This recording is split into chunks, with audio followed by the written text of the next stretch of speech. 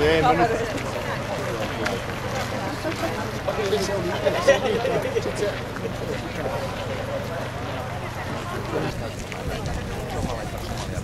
Se kuulemma Ruotsin ulkoministeri Margot Wallströmille tästä.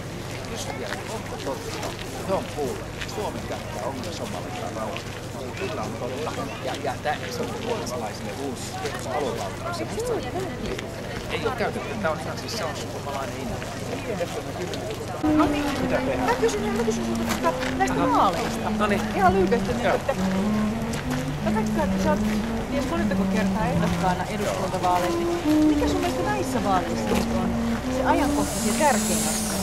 Kyllä näiden vaalien teemat kohdistuu kahteen asiaan. Talous, koko Euroopan talous ja sitten turvallisuusasiat, eli Ukraina, Krimi, ISIS, terrorismi Euroopassa. Monia ihmisiä puhuttaa turvallisuuskysymyksiä. No mikä on vihreiden vastaus? Miten sä näet, mitä vihreillä on annettava tämän turvallisuuskysymyksiä?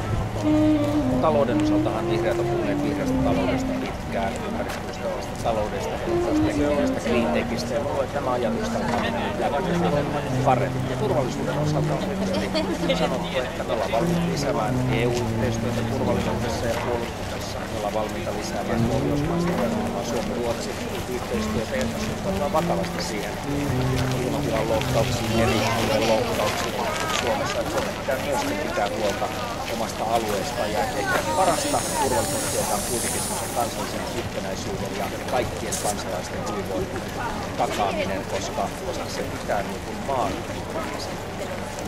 Kiitos. Hyvä. Hienoa.